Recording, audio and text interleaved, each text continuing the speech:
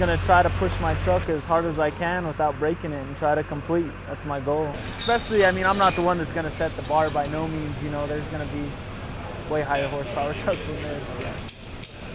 You know, the first thing we have to do is kind of get the dyno figured out as we're starting the competition. And Fidel doesn't have an overdrive cancel switch, so we were trying to run him in 5th gear. And because of wheel speed, we just ended up having to run him in 4th gear. And kind of an interesting happened, you know, it's got the water mesh system on it, which was kind of a last minute install. And makes great power. Just a little problem, had a little bitty leak and created a little bit of an engine fire. What'd you say? Something's on fire? Just methanol in the exhaust. Okay. He ended up with about 785, which was a real nice number, and I think he's ready for the next competition.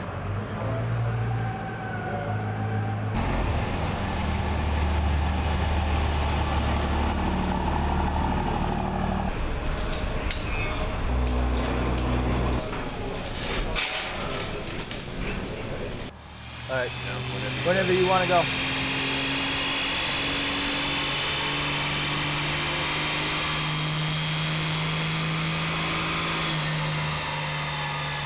What was your best run? 790 with 1560, I think, torque. The motor's a little hurt right now. The injectors are going bad, so we're gonna go rip it apart in about 2 minutes. So Scott Lindsay is from Colorado here. I guess he seems to be in contention, and we haven't seen big torque numbers yet from the first 2 guys. Yeah, the best we've seen so far has been 1560 correctly.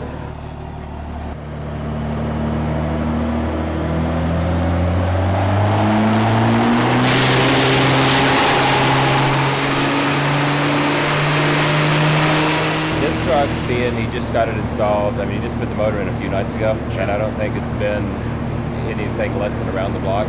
You can see he's a little nervous.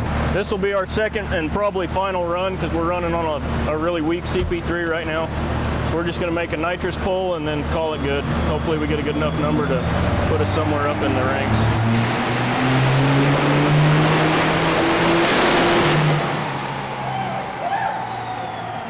Is the stress gone now that you're done? You got a good number? I feel a lot better now. Truck's still intact. You'll drive it out of here. Just do a little bit of work. It's the top CP3 pump, so it's the easy one to change. Absolutely. Yeah. Nice. All right. Congrats, man. Good job on the dyno there. That's good. What do you think? How did Scott do? Is that a number to beat? What kind of number do you think you're gonna put down here? I have no idea, to be honest with you. The fuel's the same as before when I had that big single. I was running S480 as a single. I don't want to put out a number because I don't want to be upset if I don't get it. So we'll just go for, I'm going to hope for 500 horsepower and I'm going to hope for 1,000 foot-pounds of torque and hope that I drive it out the door.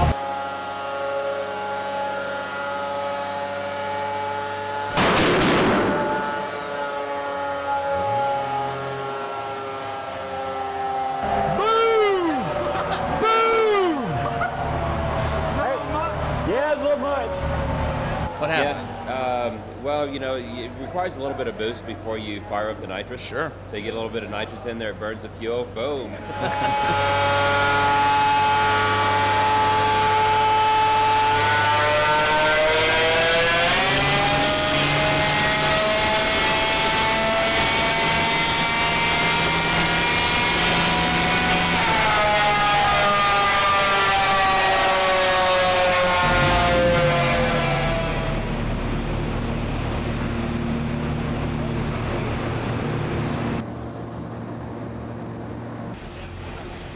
My truck's a 97 Ford F350. It used to be a Power Stroke, but now it's a Cummins. It's twin turboed. I think it's gonna do fairly decent. I don't think it's gonna be first, but I definitely don't think it's gonna be last either. I'll probably end up somewhere in the middle, which is fine with me. I'm not gonna try to tear it up.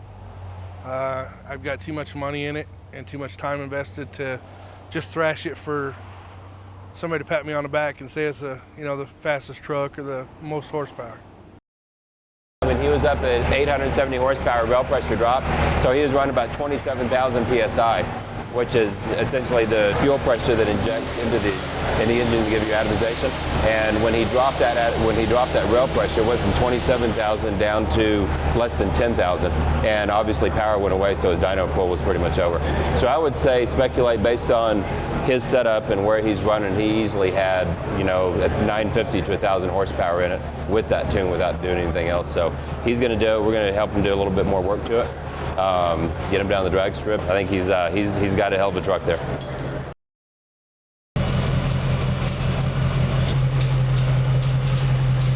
So what are you thinking? You gonna give it hell right out of the gate, or are you gonna kind of sneak up on it? I guess we'll see what happens here. Hopefully make 750 or so. Are you running nitrous on the first run, or? Yes. Go all after it? Yep. All right, cool. Let's get it on.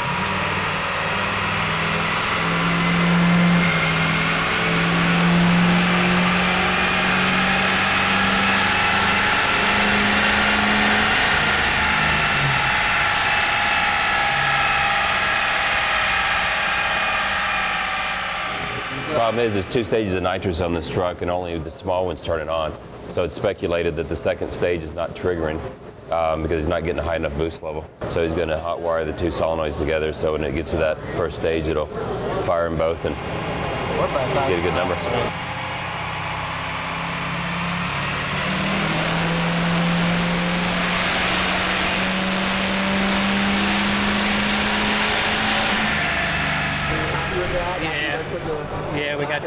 Yeah, we got it range. Yeah, I'm happy, real happy.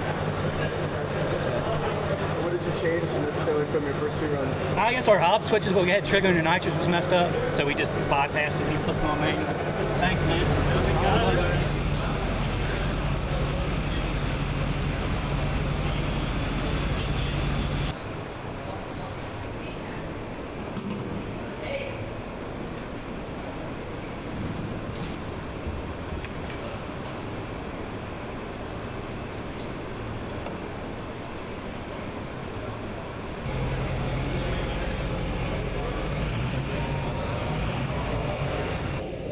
What happens with nitrous is as it cools down, you lose the pressure in the bottle.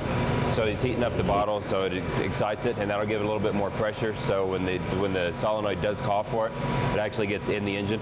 There's a big problem with nitrous that takes a long delay from coming out of the bottle, through the lines, into the solenoid, into the engine, finally makes power out the exhaust. So a lot of these guys are trying to kind of play that guessing game on how early can you bring the nitrous in without having too much nitrous in an early stage versus having nitrous in early enough to where it makes all the torque.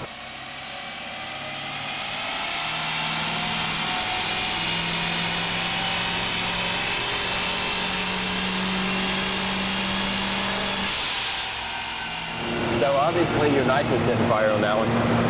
Yeah. And you notice you're starting to get some heat soak because they didn't turn on and you lost a little power. So, but dude, that was I'm happy with it. Yeah, hell yeah. If it came on, it is what it is. Yeah. I'm happy with it. Yeah. We did. Yeah, I would be beyond happy with that number. That's a good job. You know, not only that, you're going to drive it home. You're going to go get dinner tonight. You're going to be at the competition tomorrow. Oh yeah. And not going to have to open the hood. I'm Owen Horst, driving an 06 GMC. I bought the truck brand new in 06. It was just a daily driver truck and started playing with it, and this is what come out of it. It's got a full built Duramax. It's got a new twin setup we've never tried out yet, so it's first time. It's got a Suncoast Stage 5 billet transmission, and rest is pretty much stock. What's the number right now? For power? Yeah. Well, torque, I suppose. Is Power is 1158, torque's 2115. That's what we're trying to be. That's what you got to Okay, all you need is 2116 to get it done.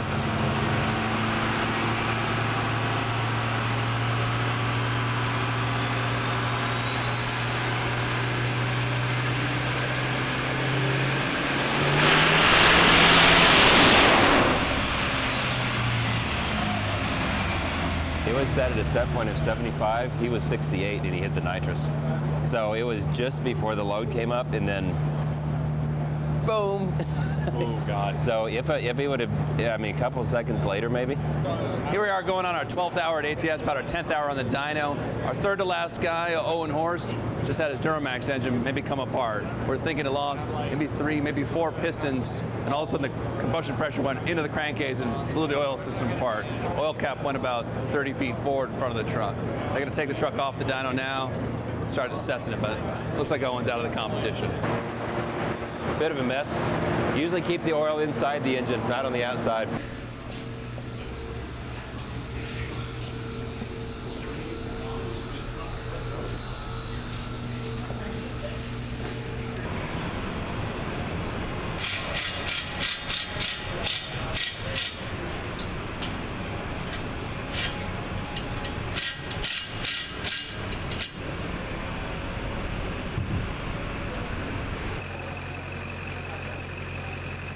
There's a bunch of different kinds of strategies, and I think some of the guys were just going all out and trying to make these big numbers to win. I'm okay with going, placing third and keeping my truck together and making a good number. Sure. That's kind of where I'm at.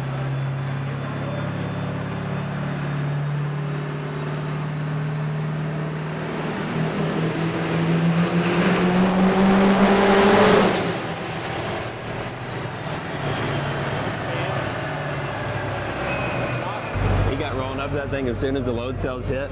He rolled into it, hit the 2 stages of nitrous, and if he would have stayed in that double stage, he would have had a pretty impressive number. Yeah, I think he would have done really well. But he got a good number anyway. Yeah. And I got to say the thing was smooth. And that was right where he needs to be. He's ready to come back tomorrow. No transmission hurt. Probably not even a big work, anything to do tonight. Just probably go Maybe home. just put a little fuel in it. Yeah. I'm ready now tomorrow. As anal as he is, he'll probably change the AMS oil again. But now, how about this guy? Does this guy have a conservative capacity? No.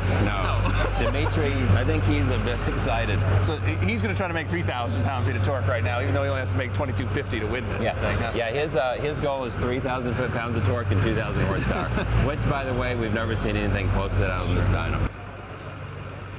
What's the strategy here? What kind of number are you shooting for? We're shooting for whatever it takes to win. Just there. How do you know? Is there a threshold that you can be in where you know it's a one torque number? One. We need, what's the record? Is it 21? 2113. We need 2114. So you're gonna make one pull just to get the coast down for the.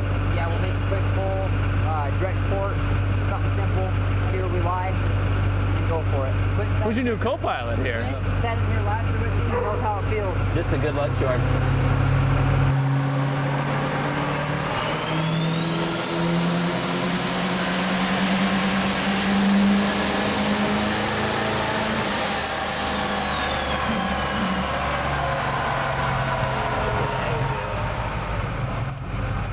All right, buddy. Good luck. Thanks, man.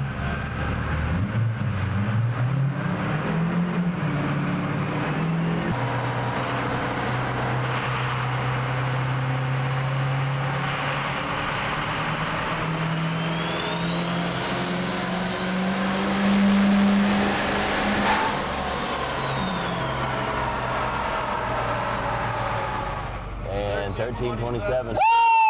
Damn. Call it a day. We'll do it. You good with that? That's good. We'll take it. He's finishing up our 12th hour of beat on the dyno. We had 10 trucks, the most powerful, longest day in diesel dynoing. Every truck on the dyno today made more than 700 horsepower and made more than 1,300 pound-feet of torque. This guy right here made 2,400 pound-feet of torque. That's the record. Yeah, we've never seen more power than that. He's got the truck dialed in. Probably gonna put some fuel into it tonight. Be at the drag strip tomorrow morning. We'll show up at 8 a.m. We'll be racing quarter mile, towing a trailer to the 8th mile, and finish up a little trailer tow obstacle course in the afternoon.